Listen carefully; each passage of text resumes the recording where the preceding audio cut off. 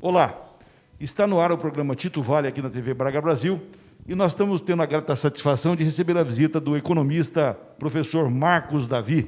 Nós vamos retirar a máscara porque nós estamos numa distância aqui considerável e queremos agradecer muito a sua visita aqui. Seja muito bem-vindo. Eu que agradeço a oportunidade de levar a economia para as pessoas, um tema fascinante, importante para que a sociedade assimile isso daí e realmente pratique a economia. Economia que é muito importante, em especial nesse momento de pandemia, pela qual o Brasil e o mundo vive. Professor, vamos já entrar direto no assunto? Como é que o senhor vê a questão da ajuda do governo federal nessa época de pandemia, e em especial para o pequeno empresário, para aquele pequeno empreendedor que passa por dificuldades por conta da solução de continuidade das suas atividades? Essa ajuda foi satisfatória? Está acessível? Como é que o senhor vê, como especialista em economia, se isso responde ao anseio da sociedade para passar por esse momento de crise? Na verdade, a gente tem que levar em consideração que o papel do governo, né? O papel do governo nesse momento é o papel da assistência. Quando a economia, e nós chamamos economia, o ciclo econômico, que é a renda das pessoas, né? E mais a produção, que é o anseio, o desejo, a necessidade das pessoas, isso está girando. Quando isso interrompe, o protagonismo do governo, o dever do governo é de fazer assistência. Então, é de fundamental importância a assistência, né? A Bolsa Família é uma assistência de fundamental importância e todos os auxílios que nós estamos acostumados a ver são importantíssimos para que a economia continue girando, né? Aí eu queria até ter uma parte na questão da Bolsa Família, muito criticada por muitas pessoas.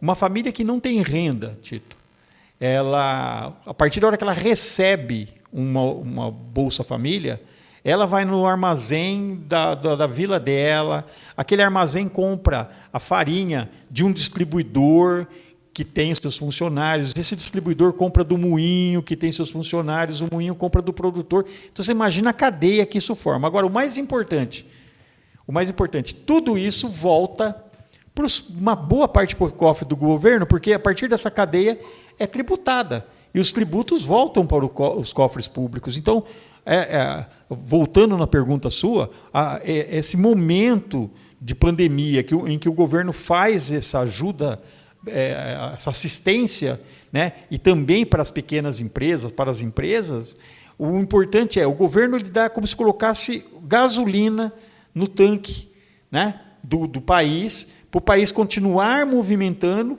Isso vai gerar tributos e vão voltar para os cofres públicos. Então, é importante. Agora, de que forma isso foi feita, aí a gente poderia começar a questionar. O senhor avalia, por exemplo, a ajuda emergencial ela começou sendo de R$600.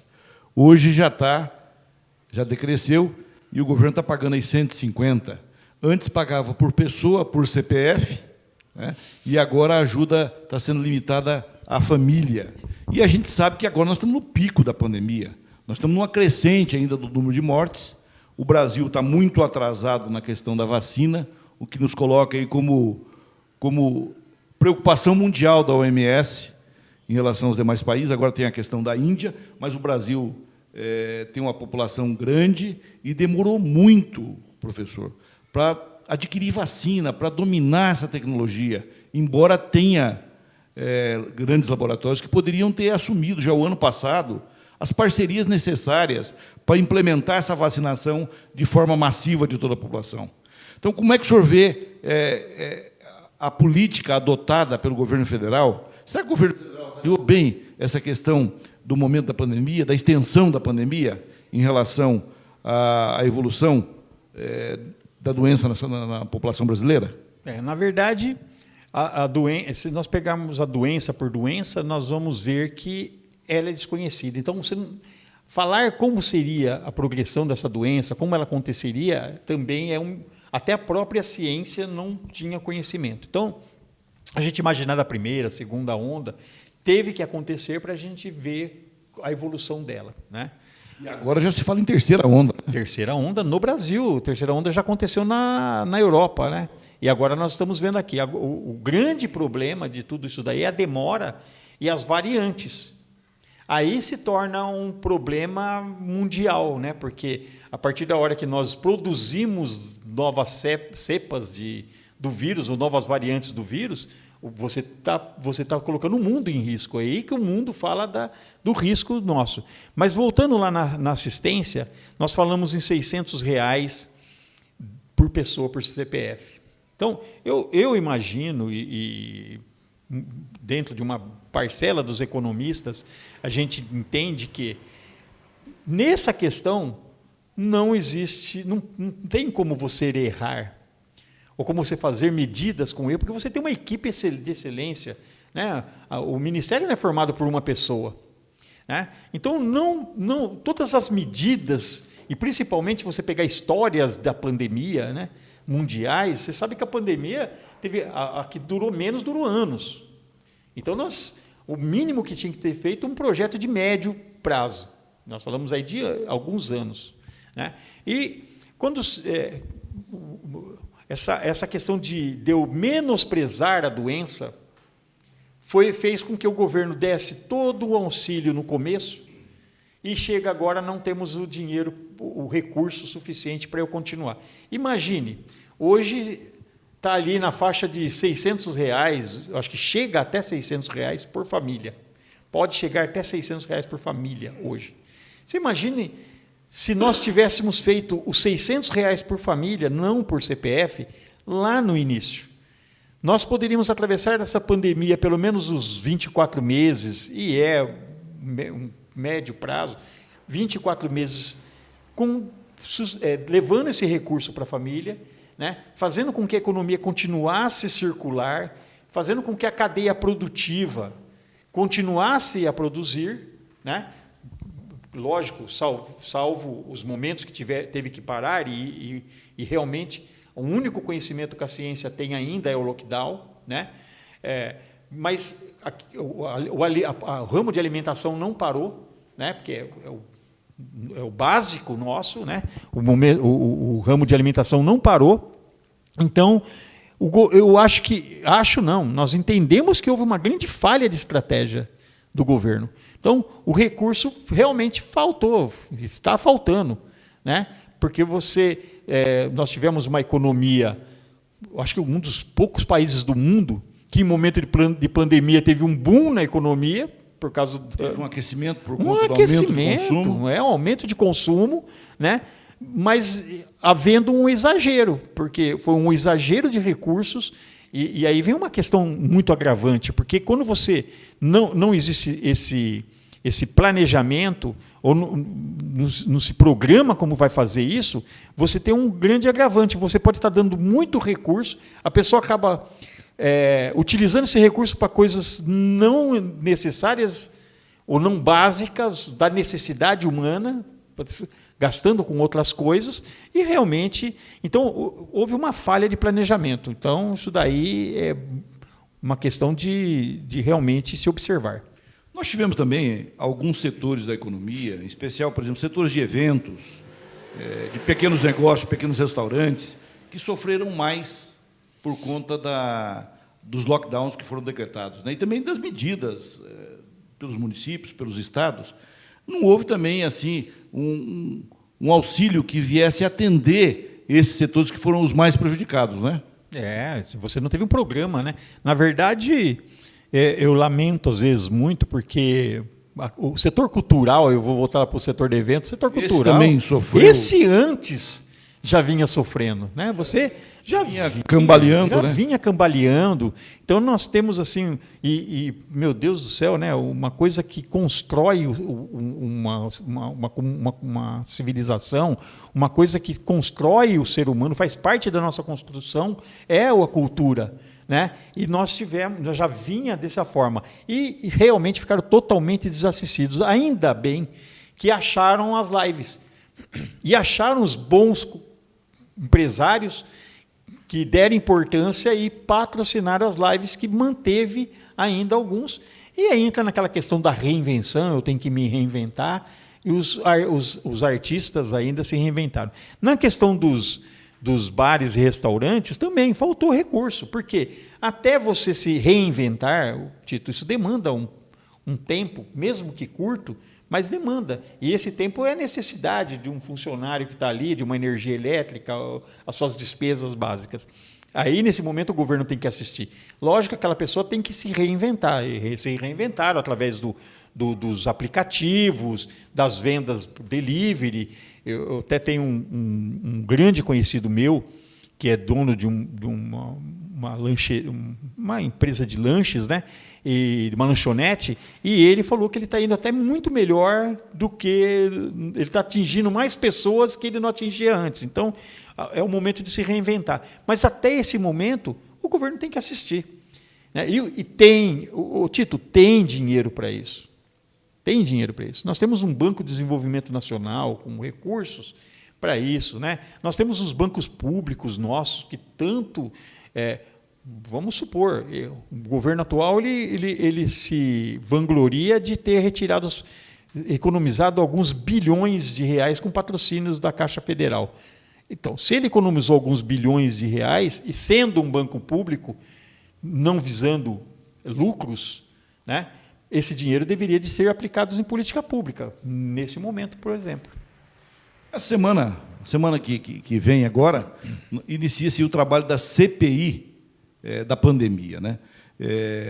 Vão aí ser desvendados os números, enfim, e também em relação à questão da política adotada pelo governo federal na aquisição das vacinas, os momentos que foram perdidos, enfim, e também a responsabilização, possivelmente vai indicar, claro que a CPI ela não é punitiva, ela pode indicar aí, medidas a serem adotadas, mas existe uma grande apreensão do governo federal tentando melar a CPI, e da iniciativa dos partidos de oposição, é claro, botando lenha na fogueira, no sentido de tentar aí, aproveitar também essa questão da inércia do governo federal. Como é que o senhor vê essa questão? O senhor acha que isso pode dar algum resultado em prol do povo brasileiro, sabendo que nós ainda estamos vivendo aí o final da segunda onda, quer dizer, nós temos aí ainda algumas etapas para enfrentar nessa pandemia mundial, e é óbvio que isso precisa da ação do governo federal, em especial do Ministério da Saúde, das autoridades sanitárias.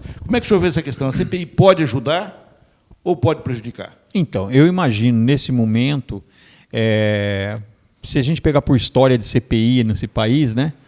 Então, eu acho que ela não vai ajudar muita coisa, porque achar o culpado agora, e quem se debruça mais em cima do assunto, são todos são culpados. Houve uma politização de algo científico. Então, todos são culpados. Se você for achar quem foi culpado, quem utilizou o recurso público de maneira errada, esse momento não era o momento da CPI, isso é, na minha visão, como economista. Porque a CPI ela traz essa questão, né? Enquanto ela não chega, ela não esclarece... A CPI é política, né? É política. É política. Enquanto ela não esclarece essa confusão, ela assusta o investidor. Como que eu vou colocar dinheiro nesse país? Como que eu vou investir nesse país se existe essa confusão na área política? Então, eu acho que a CPI, nesse momento, ela não vai ajudar muita coisa. O que deveria de ter ações mais efetivas, né? Por exemplo, a falta da vacina. A liberação para que os municípios, estados e também a iniciativa privada pudesse ter acesso, se tiver um canal, como comprar a vacina, que pudesse ter acesso e essa vacina chegasse muito mais rápida. Ontem, por exemplo, na contramão do que vinha acontecendo com o presidente da República, né, o ministro demonstrou um perfil de humildade, solicitando para a OMS e os países que têm vacina excedente que mandasse para o Brasil, quer dizer, admitindo que, um ato muito humilde. Então, esse tipo de questões mais efetivas, já que houve erros. O erro que você mesmo colocou aí na sua nessa pergunta que você fez anterior, o erro nós tivemos a oportunidade de ter essa vacina já em dezembro, novembro do ano passado. A Pfizer trouxe alguns contratos e o governo não fechou o contrato. E o maior agravante de não ter fechado o contrato, a desconfiança se a vacina era efetiva, não foi nada. Se a vacina era efetiva ou não, né? O mundo não esperou isso daí. Né? Na realidade, houve um negacionismo por parte do governo federal em relação à doença, depois em relação à questão da vacina, desacreditou-se a vacina, e a gente sabe que a vacina, todas elas aí, elas são efetivas, as que estão aí sendo utilizadas, elas têm efeito e elas são importantes para a saúde da população. A gente vê assim, o único instrumento científico que nós sabemos que é eficaz, mesmo que seja só 50%, como o caso da Coronavac. Quando você fala... Porque o maior problema da pandemia, Tito, é a demanda para hospitais, por leitos. Esse é o maior problema da pandemia, lógico. Muitas pessoas ficam doentes ao Claro. mesmo tempo, precisam de atenção médica. E morre na fila, e morre em casa. E aí esse é o grande problema da pandemia. Se o sistema de saúde nosso, que é um sistema exemplo no mundo, né? O SUS é um exemplo no mundo, ele consegue atender a demanda, pelo menos, você não tem problema com você tem o problema da pandemia, mas você não tem nós chamamos o colapso da saúde, que é pessoas morrendo por falta da assistência. Não pessoas morrendo tendo assistência, mas morrendo por falta de assistência. Isso é o grande problema mundial, não é só nosso. Então, a vacina, que ela seja 50%, 60% ou 70% efetiva, você vai ter 50% menos pessoas necessitando do sistema de saúde. Então, esse é o grande conflito. Agora, você não fechar os contratos no momento, ignorando a efetividade da vacina. Outra coisa que nós temos que ponderar e considerar aqui é a questão que nós vivemos num mundo moderno, né? Porque antigamente demorava 10 anos para ter uma vacina. Nós vivemos uma outra realidade. Nós estamos no século XXI, a ciência evoluiu muito. Então, esse tipo de conversa é uma conversa que nós não poderíamos estar perdendo tempo. Eu falo assim, é gasto de energia, enquanto a gente deveria ter pegando a nossa energia e colocando no único sentido: trazer vacinas, fazer com que a população tenha consciência de utilizar os meios de prevenção da doença, que é máscara, álcool em gel, distanciamento social. Então, perdeu-se muito tempo com política, Tito. Isso foi o grande problema. As primeiras pessoas ouvidas na CPI vão ser o ministro Mandetta, que saiu magoado do governo, né? Inclusive, ele brigou pelo respeito à ciência, pelo respeito às medidas preventivas, aos lockdowns, enfim, e foi descartado. Praticamente ele saiu do governo Bolsonaro, pela porta dos fundos, né? Mas me parece que ele ficou com a credibilidade em relação à população por conta da postura que ele teve, uma postura de médico. Depois na CPI vai ser ouvido o Taish, também é médico, ficou apenas 30 dias no governo, quando viu que o governo não ia adotar aquilo que ele que ele estava preconizando, que vinha já desde o Mandetta, também foi embora. E entrou o ministro Pazuello, que é general, não é médico, resolveu debochar da doença, negar a doença que estava avançando no mundo todo, e deu no que deu. Hoje, mais de 400 mil mortos no Brasil, e avançando. Né?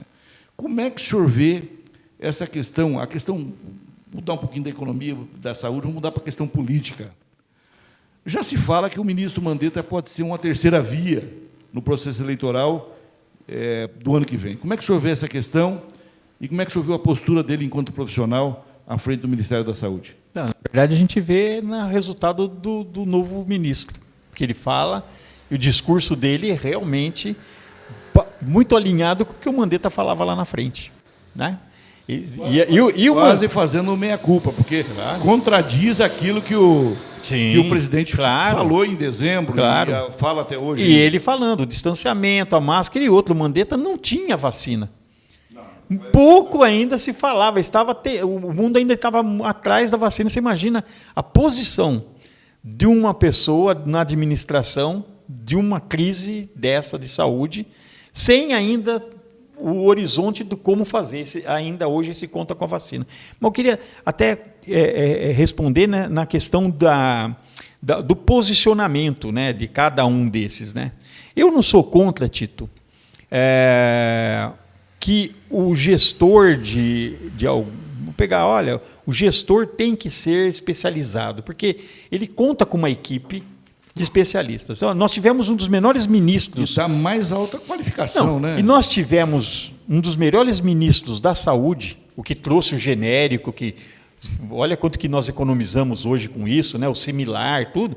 O José Serra, um economista, foi um dos melhores, na minha concepção, ministros da saúde que esse país teve, não era médico, né? Mas conta, ele sabe fazer a gestão, pegar tudo aquele valor de pessoas, de patrimônio intelectual e trazer para desenvolver... Ouvir os especialistas. Os especialistas, né? E aí você ser um grande gestor. O que aconteceu é o seguinte, né? Você tem lá um médico, que é louvável, você vem um outro médico que esse a gente nem conta, porque a hora que ele viu a furada que ele entrou de aceitar o cargo naquele momento, né? E a pessoa, e quem ia dirigir, né? Ia dar as ordens, ele pulou fora, que foi o Taishi.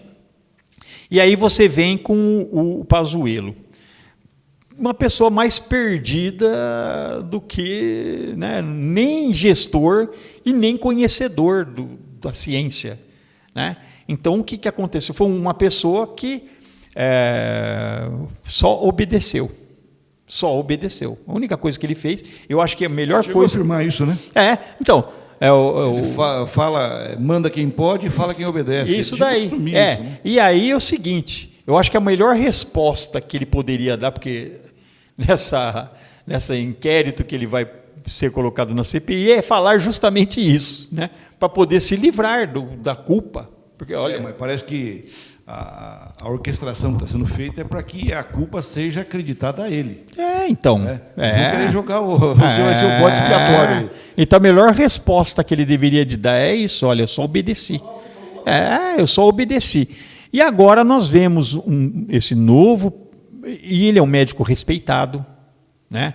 Que está colocado, um médico respeitado, e que vem trazendo já, e a luz nossa, né, de economia, política, trazendo um discurso já mais científico, mais, pelo menos, ponderável para as coisas. Agora, a questão política, né, eu vou ficar um pouco decepcionado se o Mandetta sair candidato a presidente da República, porque eu acho que o valor que ele teve, da maneira que ele se posicionou quanto à pandemia, né? E ele, nesse momento, ele continuar se posicionando politicamente, ou na condição política que ele está, não tirar proveito ele poderia muito bem apoiar alguém, mas não tirar proveito dessa situação para ser o político.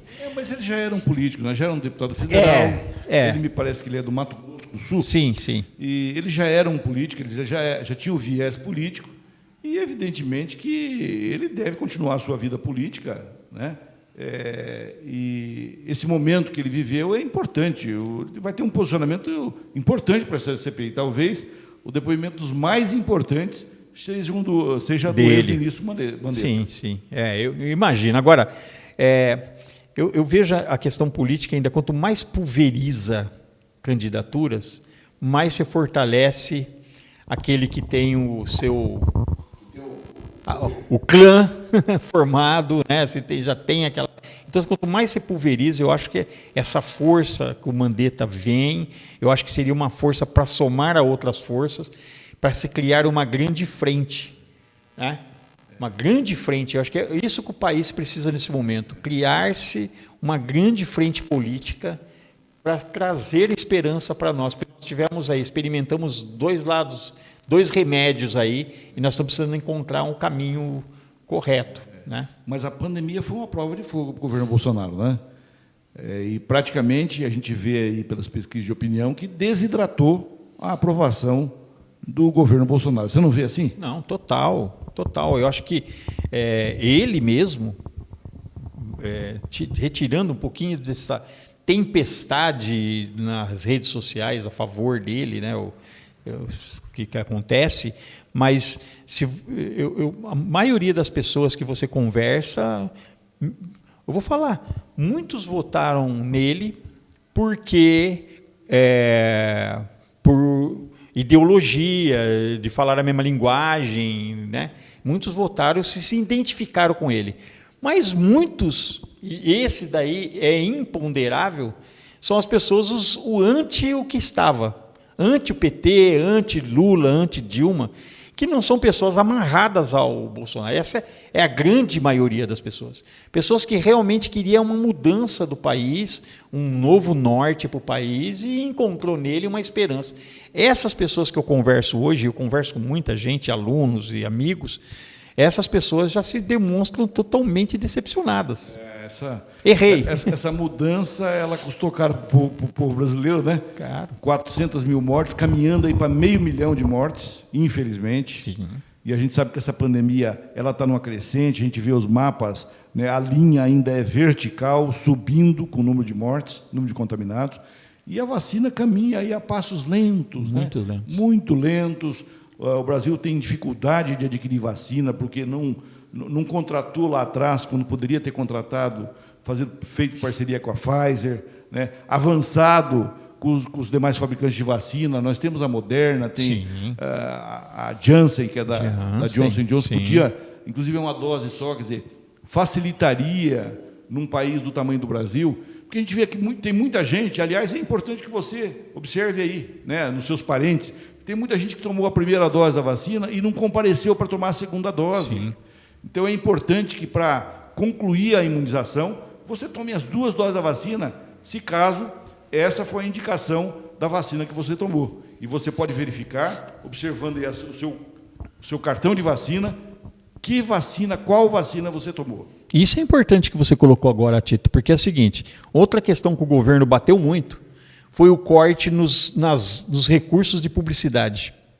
Isso foi uma coisa que ele bateu com orgulho. Poxa, se teve corte, esse recurso deve estar lá separado, porque nós sabemos que os recursos públicos são dedicados, deve ter recursos para publicidade.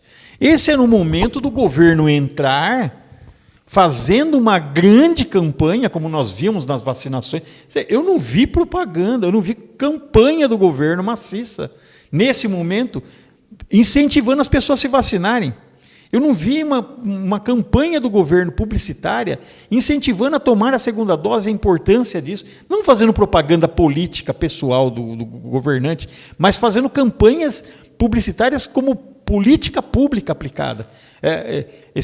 Acho que aqui em Londrina teve algum debate nesse sentido, na questão mas verbas publicitárias há um tempo atrás, mas verbas publicitárias que foram utilizadas para realmente fazer, porque nós vemos uma cidade, né, já que nós estamos falando daqui, né, ver uma cidade que fez essa publicidade no efeito de política pública, incentivando as pessoas a...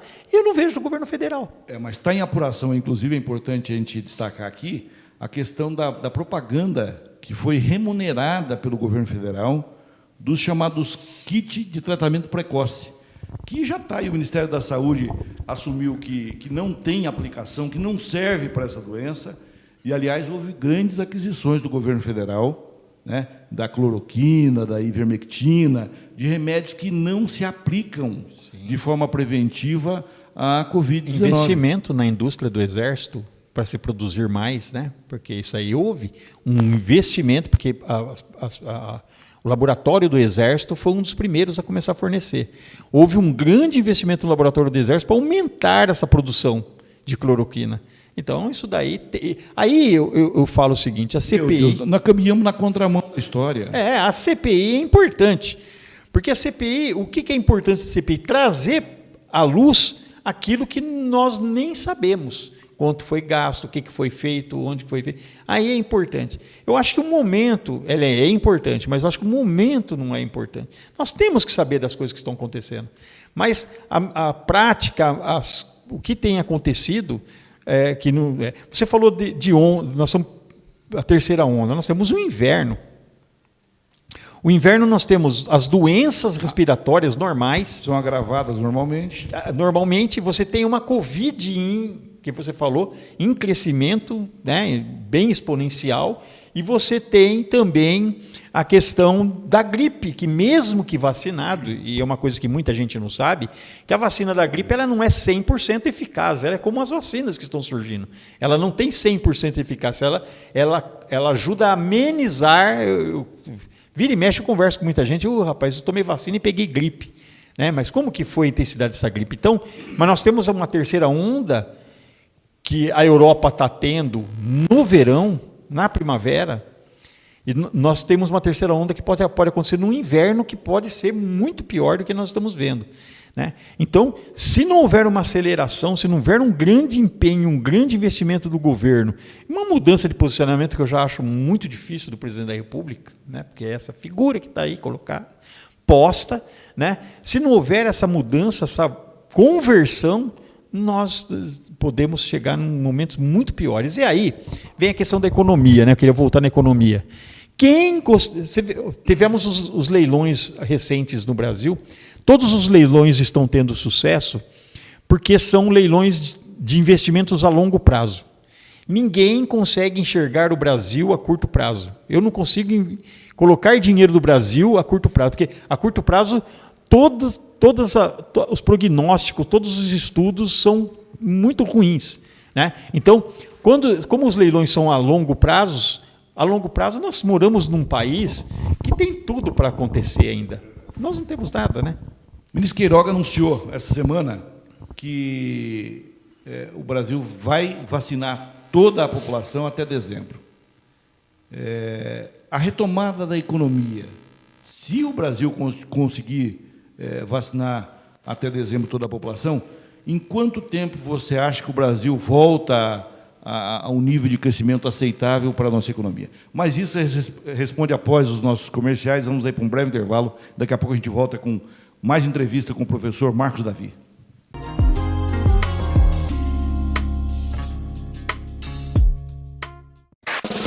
Você está de quarentena, fazendo isolamento social que é importante? Não se preocupe, a Pizzaria Parma Pizza leva aquela pizza saborosa de provocar água na boca até você. Fique confinado, mas bem alimentado. Ligue 3324-5505. Pizzaria Parma Pizza Delivery. Pizzas variadas de provocar água na boca é só na Pizzaria Parma Pizza. Ligue 3324-5505. Pizzaria Parma Pizza Delivery.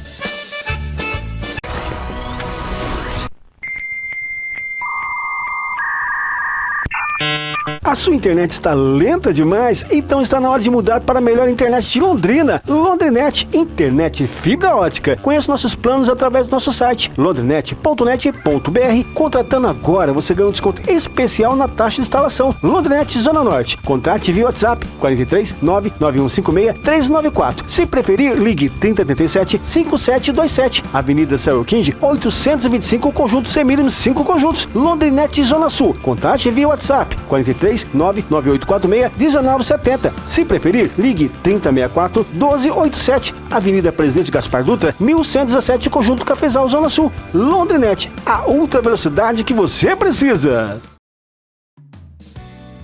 Olá, eu sou Alex da ONG, um dos idealizadores do projeto Eletro, de reciclagem de material eletroeletrônico aqui em Londrina e região metropolitana. A ONG Eletro completa 13 anos de existência, cumprindo um relevante papel ambiental em nossa cidade, com muitas ações de coleta de lixo eletrônico, onde formalizamos inúmeras parcerias que viabilizaram esse importante trabalho. Ainda com relação ao trabalho, tivemos várias premiações recebidas, tendo aqui o reconhecimento público de um serviço necessário prestado em prol do meio ambiente, com significativos volumes coletados e tratados, evitando com isso descarte diretamente em aterros. Ao comemorar essa data importante, vemos a necessidade de promover a expansão deste serviço para outros centros do nosso estado e país. Agradecemos as parcerias realizadas ao longo do tempo, pois sem essas contribuições não seria possível chegar até aqui. Deixo aqui o meu agradecimento a todos os colaboradores, prefeituras, população, clubes de serviços sociais e outras entidades que participaram e que pra gente é fundamental a continuidade para que possamos oferecer nossos serviços de maneira a contribuir com a sociedade, para que possamos melhorar o meio ambiente e a qualidade de vida para todos. Muito obrigado. Você está precisando renovar os itens domésticos da sua cozinha? Então vá a Multigás. Lá você encontra uma grande variedade de utilidade doméstica. Panelas, bules, coador de café, facas, colheres, garfos, espremedor de alho, fogão de frituras, filtro de água, tapoeira e muito mais. Venha conferir. Consertamos também as suas panelas. Atendimento via WhatsApp 43 99931 5043 ou ligue 3327 1213. Multigás, Avenida São Euquinde, 969, Conjunto Violim, ao lado do Correio.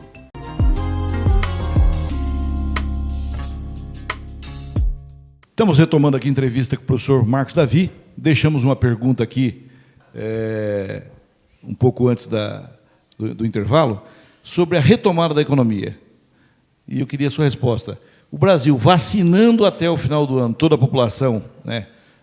O ministro Queiroga assumiu esse compromisso com a nação, né, de concluir essa vacinação de toda a população brasileira até o final do ano. É uma previsão ousada, porque nós estamos muito aquém daquilo que deveríamos estar enquanto país, no sentido de estar viabilizando a compra dessas vacinas, em especial porque nós não detemos todos os ciclos de produção das vacinas. Como é que o senhor vê essa questão? Quanto tempo a economia retoma e volta a crescer em parâmetros de um país em desenvolvimento como o nosso? Tito, eu vejo o seguinte, eu também concordo com você, porque acreditar em promessas agora é difícil, né? Uma que a demanda por vacina do mundo, quem vai produzir esse excedente? Como que está? A demanda está muito grande no mundo. Então a gente tem que falar, quando a gente fala na lei da oferta e demanda, tem muito mais demanda do que oferta, né? Salvo, nós estamos vendo aí a questão da Índia, né? E a gente vê a questão da Índia, que é praticamente... maior produtora de vacina do mundo, né?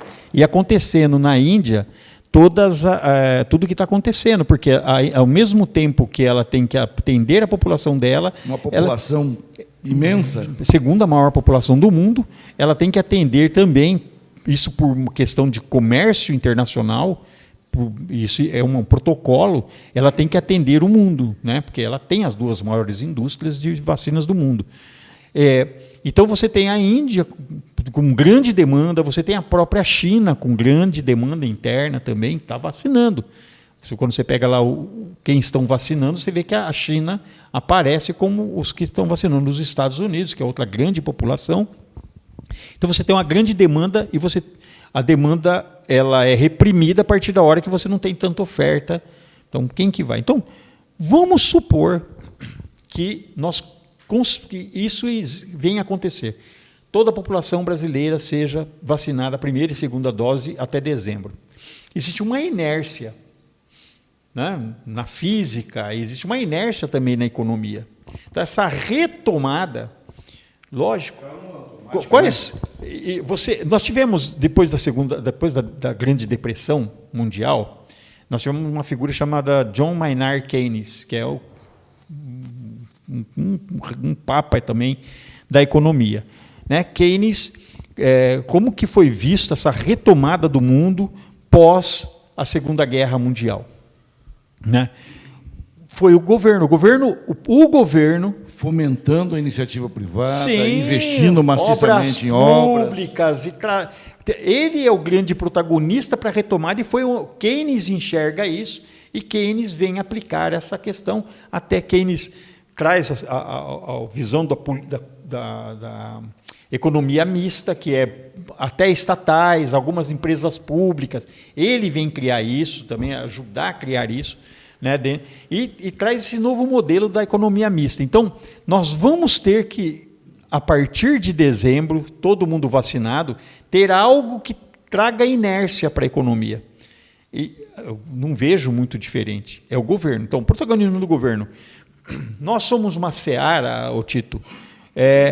O Brasil tem muita coisa para acontecer.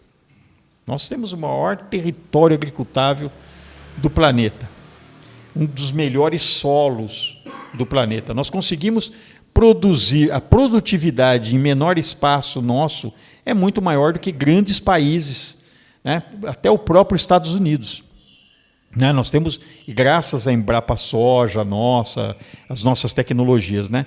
Então, nós temos também aqui algo que está acontecendo que é divino e nós temos que enxergar a maior biodiversidade do planeta. Se nós contarmos essa questão da biodiversidade apenas como turismo, que é uma das maiores indústrias do mundo, e a indústria do turismo é o seguinte: o custo de produção do turismo é muito menor, o lucro é muito maior do que a produção. E esse setor é praticamente inexplorado no Brasil. Totalmente. Né? Nós recebemos muito aquém de outros países. Uma das nós maiores... temos belezas naturais aí que poderiam ser exploradas se houvesse uma exploração racional do turismo no nosso país. Sim, nós temos biodiversidade. Eu falo assim, nós temos uma das maiores costas do Brasil, oceânicas do mundo, do mundo oceânico. Temos a maior floresta do mundo. Né? Nós temos uma das maiores reservas de florestas atlânticas do mundo ainda. Um clima que não exige, um clima tropical em sua grande maioria. Tropical, né? Então, tudo isso daí, você fala assim, e espécies também diversas, né? Biomas, né? Você tem o Pantanal, você tem o Cerrado, você tem a Caatinga, e você a bioma Atlântico, então você tem toda essa questão. Temos aqui o sul do país. O sul do país. Regiões lindíssimas, Rio Grande do Sul, Santa Catarina. Que nós falamos, os Pampas, né? Os Pampas, e a gente vê tudo isso daí. Então, assim, nós temos uma riqueza, né? Além disso, nós sabemos que a maioria dos insumos para a indústria farmacêutica, eles são naturais, não são sintéticos. E nós temos uma das maiores botânicas do planeta, né? Da Amazônia, tem muita coisa para se descobrir, para se desenvolver. Então, o Brasil ele tem um potencial enorme, e aí eu digo o seguinte: se não houver recurso do governo, mas houver investimento externo, que é outra coisa que a economia conta muito, é um investidor externo. Se nós tivermos investimentos externos, nós recuperamos. Não rápido. Por mais que nós possamos receber recursos, isso vai demandar aí 6, 8, 10 meses para você ter uma economia realmente crescendo. A maior economia do mundo, Estados Unidos, está prevendo crescer para 2022. Né? Então você imagina nós, né, que precisamos, não somos. Mas nós temos 2 empecilhos aí, né? Isso você está prevendo para o ano que vem. Sim. O ano que vem nós temos um ano eleitoral e nós temos um governo atualmente averso a essa política. Perfeito. Não é? Perfeito. É um governo que está pregando aí, na realidade, menor intervenção, liberalismo na área econômica, pelo menos é isso que o ministro Guedes fala, às vezes não consegue implementar, mas pelo menos no discurso fica dele. A tentativa dele de liberalizar a economia. Então nós temos esses 2 contrapontos aí a essa política que você prevê. Eu acho que a questão política partidária, que são as eleições, isso deve ser... Você imagina se desde o começo, desde o primeiro dia de mandato do presidente, ele não desceu do palanque, ele continuou no palanque e continua até agora. Você imagina o ano que vem, né? Então isso daí pode ser realmente um grande agravante. A gente precisa ver como que vai continuar. Mas Tito... O presidente Bolsonaro vai ter que explicar por que ele não quis comprar a vacina, né? E porque até hoje ele se posiciona contra a vacina, negando a doença, e a gente vê aí as notícias, as fake news, falando da questão dessa cloroquina, que não serve para esse tipo de doença. É um remédio usado já há muito tempo, mas que não serve para a Covid. Ela não ajuda nada na Covid. A OMS fala isso, né? A Anvisa fala isso. Ontem o próprio ministro admitiu isso. Ontem teve um grande evento da OMS, o ministro foi o segundo a falar, se eu não me engano, e ele vem admitir isso, né? Não como um remédio da solução, mas como um alternativo para amenizar né? Como se tomar dipirona quando você está com febre e tal, né? Mas não vai resolver o problema da doença. Já admite que não resolve o problema da doença, não é milagroso, né? Mas a gente vê isso daí. O que eu penso é o seguinte: eu acho que nós somos contemporâneos da mesma idade praticamente. Nós vimos muitas coisas acontecerem no Brasil. Muitas crises terríveis, né? Inflação galopante, a época das maquininhas, né? de manhã, à tarde, à noite, os preços... Tinha o overnight, lembra? Que você Overnight tinha que no Tinha que banco. aplicar o dinheiro todo dia, porque senão ele desidratrava 3% ao dia. Ao dia, né? Então nós tínhamos questões assim, a moeda que não tinha estabilidade nenhuma. Hoje nós temos um país ainda mais preparado. Então eu acredito, e nós passamos por todos esses problemas, Tito. Nós conseguimos sobreviver, nós conseguimos superar, né? O tempo do ir no mercado não achar produtos na prateleira, que é a época do Sarney, né? das fiscais, as tablitas, os fiscais do Sarney. Nós passamos por isso. Nós formamos, o Tito, uns maiores, os mais admiráveis, ou entre os mais admiráveis economistas do mundo. Porque trabalhar nos Estados Unidos como economista, que você tem previsão a longo prazo, você consegue, né, previsibilidade de tudo, é fácil. Quero ver você ser economista num país, e economia, diferente de que muita gente pensa, né, que a economia é exatas, a economia não é exatas, é sociais. É o comportamento do ser humano que vai ditar a economia. Então, por isso que ela é uma ciência sociais. Nós não sabemos o que vai acontecer amanhã. Quanto mais turbulência, quanto menos previsibilidade, pior é como você faz a ciência econômica, como você vê e faz qualquer prognóstico ou qualquer planejamento na economia. Mas, como nós passamos por tudo isso, e por tudo que o Brasil tem ainda de riqueza, e um povo resiliente que consegue superar rápido, talvez, e é uma coisa que acontece em outros países do mundo, que os outros países do mundo a gente chama muito de cartesiano, pessoas meio formatadas, meio quadradas, que até ele conseguir dar o primeiro passo, ele demora mais. O caso nosso brasileiro, não, nós somos mais versáteis. Não digo que nós vamos recuperar rapidamente, mas nós temos a capacidade de recuperar mais rápido do que o mundo. Por tudo isso que nós temos. Nós temos uma grande coisa, Tito. Nós somos o maior produtor de commodities do mundo. O que é commodities? Soja. Tudo que nós produzimos em grande quantidade chama-se commodities, né, no mundo econômico. Nós somos o maior produtor de soja, de carne, de minério do mundo. E nós ainda não aprendemos ou não nos preparamos para ser transformadores, ou transformar esses produtos. Nós exportamos in natura. A pedra de ferro, o minério de ferro, a soja in natura. A hora que nós tivermos um parque transformador, o valor agregado, quer dizer, o valor que a gente consegue nesse produto é maior e nós vamos ganhar mais. Então, o que eu digo para você é assim, com tudo isso que tem para acontecer no Brasil ainda, eu creio que nós temos assim grande possibilidade. Eu creio muito no Brasil. O Brasil é um país maravilhoso, jovem, um país jovem, com potencial Você imenso. falou uma coisa formidável. Enquanto a Europa é milenar, né? O própria China, né? Todo o Oriente é milenar. Nós temos um país recém-descoberto, né? Que tudo vem acontecendo, 600 anos, 550 anos, acho que é isso. E interessante, por exemplo, que a nossa democracia está suportando esse momento de crise, né? Sim. A nossa democracia, quer dizer, as instituições estão funcionando, a justiça continua se posicionando, embora os ataques aí, políticos recebidos.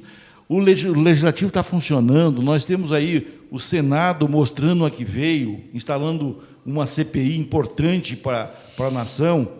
E, esse é um dos maiores enganos, né, que eu falo da sociedade, porque a sociedade, enquanto está criticando o STF, enquanto critica os deputados, e em prol de uma pessoa, eu falo que a democracia é formada pelo conjunto, a decisão da maioria. Então, quanto mais pessoas decidindo, quanto mais pessoas se manifestando, melhor. Então, esse entrave entre STF, Congresso e o Executivo é super saudável para a democracia. Você imagina, Tito, se nós não tivéssemos STF, não tivéssemos o Congresso Nacional, como que seria esse país? Né?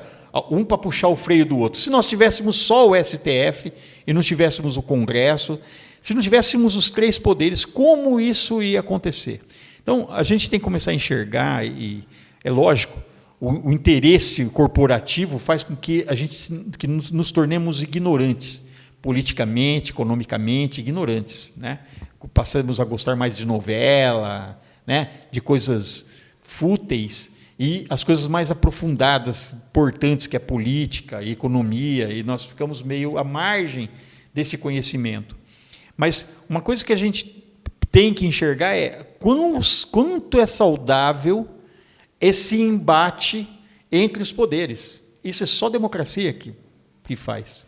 Bom, nós estamos aqui finalizando a nossa entrevista. Eu quero agradecer muito a sua disponibilidade de estar aqui, dividindo o seu conhecimento com o nosso ouvinte, com o nosso telespectador, e desde já convidando você a vir aqui após o início da CPI, o andamento da CPI, para a gente fazer uma avaliação, porque economia e política andam juntas. Sim. E é essencial que a nossa população tenha acesso à informação de qualidade para se posicionar nesse mundo pandêmico que estamos vivendo. Sim, Tito, seria o maior prazer, e até você fala que economia e política andam juntos também. Eu sei que você é um advogado renomado, de bastante prestígio aqui na nossa região.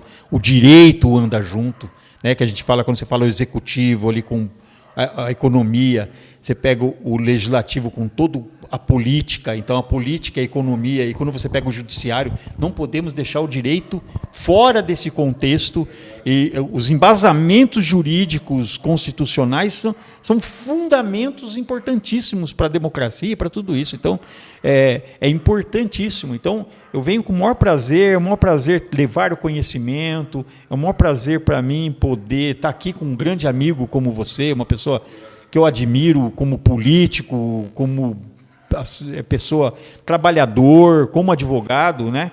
E então é um grande prazer estar aqui nesse momento. Então não vou medir esforços para estar aqui com você a próxima vez. Legal. Muito obrigado, ficamos por aqui e até breve, se Deus quiser. Grande abraço.